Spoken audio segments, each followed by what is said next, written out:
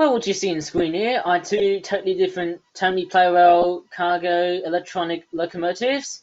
And the reason why I'm saying electronic is because both of these trains are not just toy trains powered by a C-cell battery, and they have the same drive unit, but also these trains have pantographs or telegraphs on the top, so that's why they're called electric trains. But they also carry goods or freight, or some people call it cargo. And that's because, as you can tell, they have JRF. Now, these locomotives will be pulling cargo and freight, or goods, as we call it in this country here. It looks quite interesting. This EH200 train here, the blue one, of course, I had it for 4 years actually.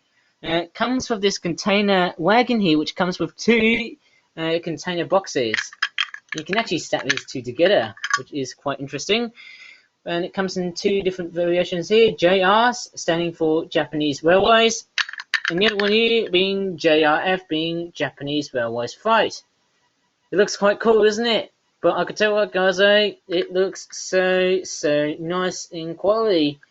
I don't know how good or bad the plastic is. These toys are made in Vietnam, so I wouldn't probably say that these toys are made from China. I wouldn't say Corona. But this could possibly be the best lockdown video ever I could even make. But anyways, let me just take a look at the Tomy Plarail EH500. It's got a battery in it, and it makes a very nice looking sound that you don't often hear it every time in toy trains like this.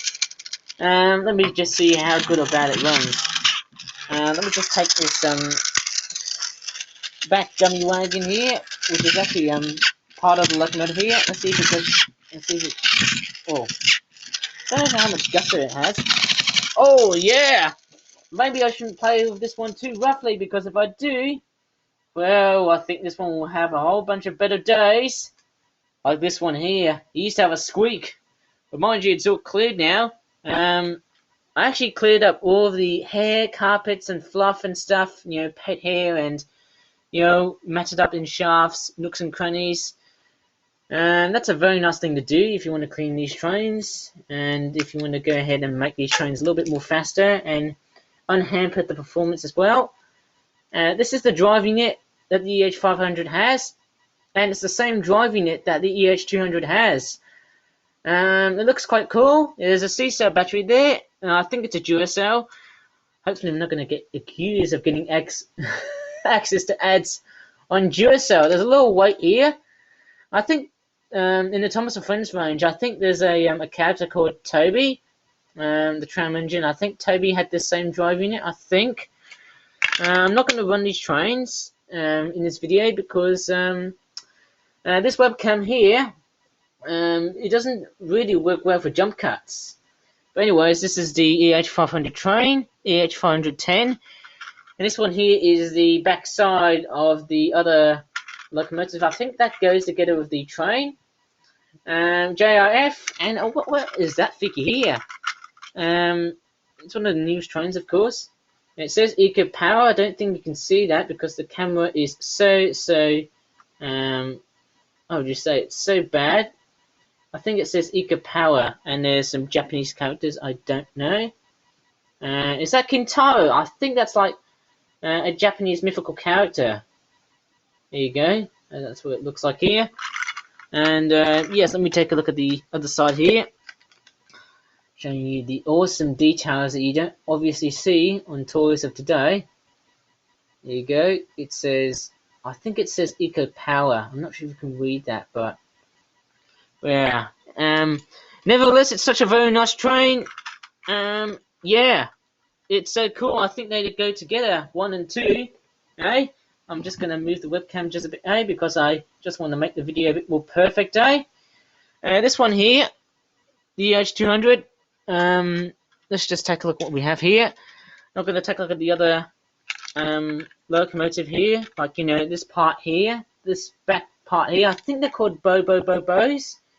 I think Bobos have 8 wheels altogether, and I think Cocos have 12 wheels when it comes to the diesel and electric locomotives here. I'm only just going to test this. Oops, didn't mean to do that, That was a bit of a fail, but let me just go ahead and sit this camera here. Oh, there's some wagons here, some other container wagons here. We'll go ahead and take a look at these later on in this video, eh?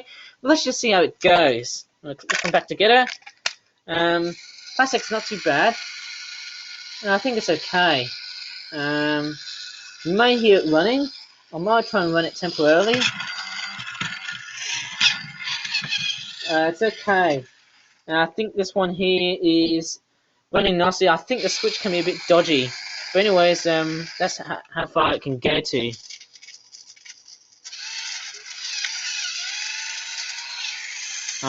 Yeah, both of these trains, there's no squeaks in these. How'd it go on the train?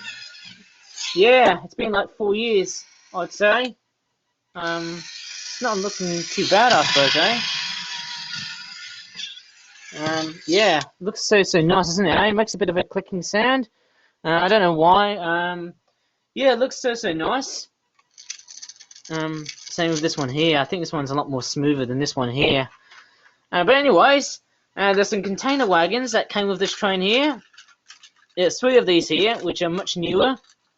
They look quite nice, and they've got Jot, which is very interesting. Let me just take a look at one of these. In fact, I'm actually going to show you all of these here. You know, all these toys are made in Vietnam, and I think that's the best quality that they can have. It looks so nice. I don't think you can see clearly in camera because I think the Logitech webcam tends to be in a sort of a poor quality, I believe, but this is what it is. Jot, JR, for Japanese Railways Freight. Looks very nice. I actually played this train 1 week ago, I suppose, eh? I wouldn't say that this EH200 train's got a bit of a dodgy switch, eh? But anyways, there's another cargo wagon here, which looks the same. JF for Japanese Railways Freight. There you go, it's a yellow one here. And there's a blue one. The first one we had was a grey one. There's a green container here. Yes, a lot of these are from Japan, I think. I think many of these are made in Vietnam, others are made in Thailand, and some of these are occasionally made in China. But this is nice, nice quality. I don't know if Vietnamese toys are as bad as, you know, Chinese toys or made in Thailand toys. Oh, where's the word coming up to, eh? Looks so nice, isn't it, eh? Very nice quality. And I think it looks so better in quality as well than you would obviously expect. Maybe it's so good to take a look at these toys as much as I want to, eh? And yeah, that's a whole bunch of container wagons here. These are small ones. And I've also got the big container wagons here as well. So let me show you one of these. It also came with these as well. There's a box here that used to have these trains here. I think it came in a box all the way from Japan and then to Malaysia and then all the way to the UK via ship. It's been a long time, isn't it? Maybe it's been travelling there for months, if not weeks, I suppose, eh? Or maybe a year, I'd say. It's been sitting there. Once again, it says Jot, cool container. I don't think the quality in this one here is going to help, but yes, I dare say there's a problem with the camera. I don't think it likes to focus that well. But yeah, again, the details, they look so nice. I don't think this is the sort of detail that you would see on toys of today. But nevertheless, this is how Japanese toys are reminiscent of. They have much better quality, much better detailing, and a much better lifespan when it comes into toys. Even though I actually had a play of these, and some of these toys can be played in a fairly rough way. And I think this container wagon here has actually got a bit of a bent coupling. Maybe I should probably fix this after I'm done with this one here. But anyways, that's quite nice here. There's the containers here that came in the set, JR. I think the sides are the same. And there's another version being JRF. Looks very nice, doesn't it, eh? Looks so cool, isn't it, eh? And it also comes with these flatbed wagons, which also contain some fuel wagons. There's a yellow one here, and there's a red one here as well. So that looks so nice. And if I go ahead and take a look at one of these, it's so good. I mean, just look at the details on this thing. Man, oh man, oh man, I can tell you guys, I'm actually really feeling like that this is actually taking me back to the good old days when toys used to look like this. And yes, I really do miss the good old days. It really is like a retrospective sort of view, isn't it? And I think it's much cheaper than those bloody Hornby Backman toys. I mean they're nicely detailed, but they're just freaking expensive. I mean, yes, that's why I'm actually just being a bit critical, But I think this is the best toy train system I can have. They're powered by batteries, and they're much cheaper, I'd say. And lastly, it also comes with these tanker wagons, which reminds me of the soda fuel or milk or tar oil wagons from the Thomas & Friends franchise, I think. All of it is Japanese, and yeah, it looks very, very nice. It's made in Vietnam. Yeah, I actually had a look at underneath on these. The toys are all made in Vietnam. As I said so many times here, this is another one here. There's a blue tanker wagon or fuel truck, as I'd say, or fuel wagon.